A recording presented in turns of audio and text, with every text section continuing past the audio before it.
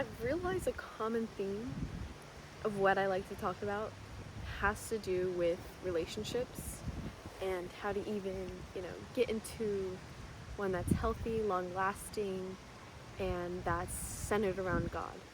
Because one thing I've realized throughout my time growing up since I was a child, I always was the one that people would come to ask for advice about a person they liked or about whether or not they should make a move, like if they're reading a text wrong, like the list goes on. It's yeah, quite insane.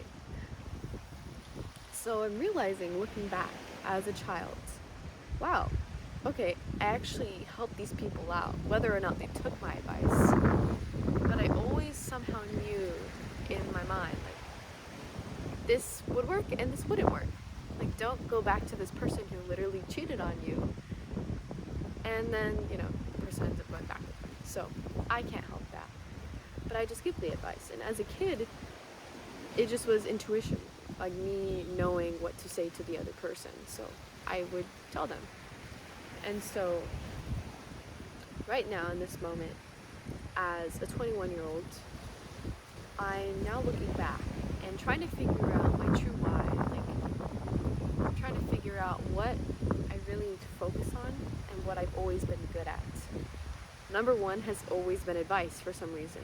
It's always been a natural gift from God to help others in this area. And I mean, a lot of my friends could attest to this. My sister could attest to this. I was always able to help them out wherever they were feeling stuck.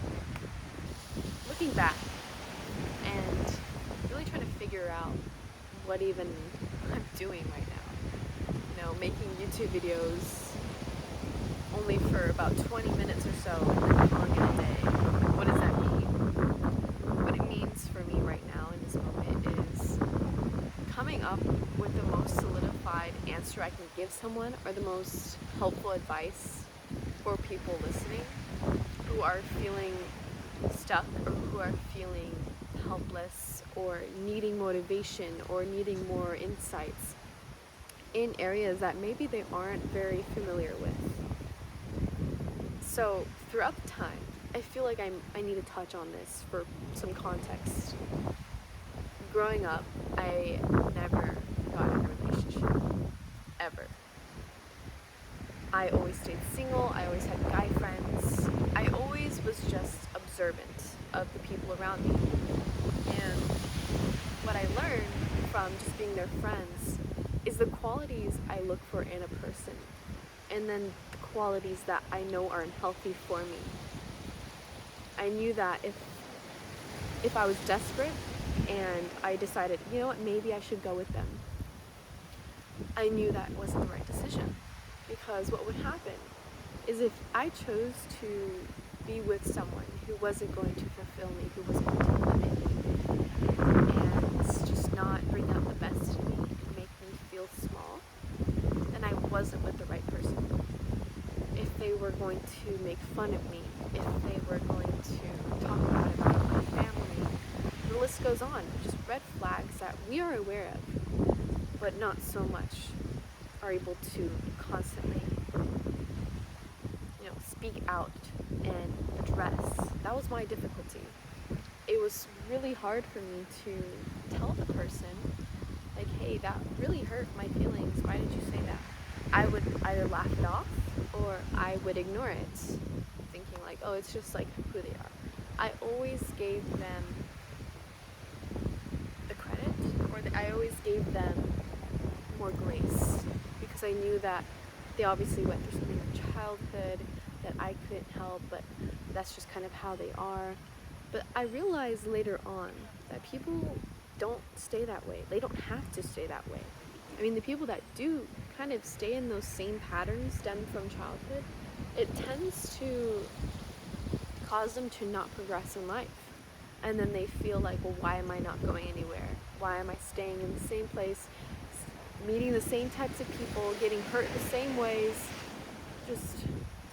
So what happens is, at the times or in those moments when I was hurt, or when someone said something really mean to me, I would stay quiet.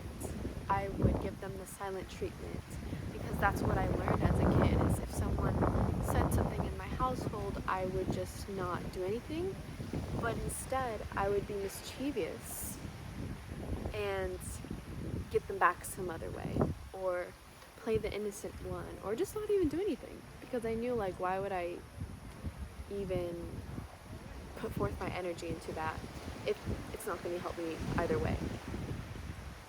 So growing up, I kind of learned a lot from my guy friends, from just playing my cards right in my favor.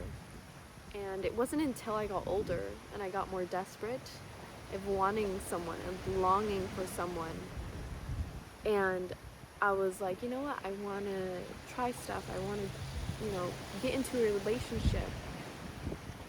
I was 20 years old when I got into my first relationship. So obviously it's like one of those things where my desires were so crazy and I decided to give in. And that's one thing that I feel a lot of the generation has lost, is that they believe acceptance and they believe people will like them more for their body count rather than preserving themselves for the person that they know will be there in the future. And it's really just a matter of timing and also preparation. Obviously, God's timing is something we look for, but at the same time, God gives us tools to prep ourselves, to get ready for these moments. And if we are constantly ignoring the signs of how to change or how to really look at the grand scheme of things in either relationships or just someone that you're interested in right now, or multiple interests, whatever it may be, however you may look at it, I truly believe that God will give you signs of that right one. You may not know how they look like, you may not know when it'll happen, but one thing's for sure is when you find yourself and you know who you are and you're solidified in your identity, you tend to find someone better off for yourself, who's actually going to lift you up, but also you have stronger boundaries, so if they did something, you are stronger in your frame. It is not broken in that way. If I were to give any advice to someone who wants to really find that person or really become that person, truly find yourself. I mean, I'm still finding myself in certain ways of what I want to do for my career, but in terms of knowing who I am on a deeper level, I feel like I've uncovered and I've revealed a good chunk of what I am doing. It's just a matter of finding your why, to know who's going to be fit for you. Finding your why to know where you're going to go in your life. Finding your why, knowing who you are, and in the end, you tend to come to a conclusion of, these are the people I will never talk to, and these are the people I know that I can find and will be attracted to myself. It's just a matter of patience and not acting desperate and trusting that God has someone out there for you. They're just right around the corner. You never know. Until after the moment when I got out of that relationship that went terribly. It went terrible because I was desperate and I ended it. But right after, a few months later, I met literally the love of my life, because I trusted that that person is still out there and that I can still find love. And no matter what happens, no matter what trial or error I go through again, I didn't know, but I trusted the fact that I can find someone who will be my soulmate, who will be my twin flame. So I know that you can too, but for you to kind of get there, maybe not faster, but just to be more prepared for that. Because like I said, just figuring out your why. All I know is that finding yourself, it takes deep work, it takes time, and it takes somewhat of a disconnect from society. It takes a disconnect from your friends, from people that you're close to really know, wait, this is what I like, this is who I am. And it may be somewhat scary at first, because then you start to question, like, why am I friends with these people, or why do I have this person in my life, or certain questions along those lines of not knowing your placement. But that's all a part of the beauty of separating but then coming back together. You have to separate yourself to know who you are, so when you go back, you're more firm in your boundaries and you know exactly what you like and who not to hang around with. And also, once you're starting to go into that mindset, you start to feel in a sort of new vibration, some people might say, or a new kind of, identity that you're attracting into your life. And when you start to feel that way, you're going to start to notice that certain circumstances that you were once used to don't really happen as much.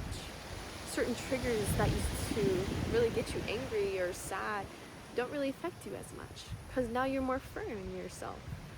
So not only does this preparation work for your future lover, but it also works in just everyday life of navigating who you are, your boundaries, your frame, keeping that frame.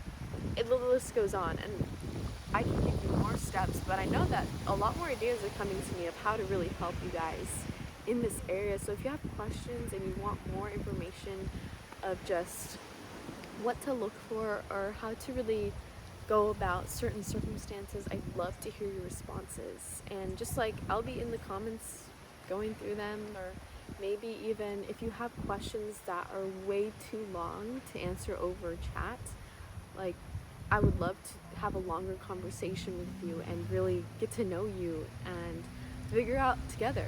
It sounds like a great time. Anyways, I hope you guys enjoyed this video, and I'll be making more in the future.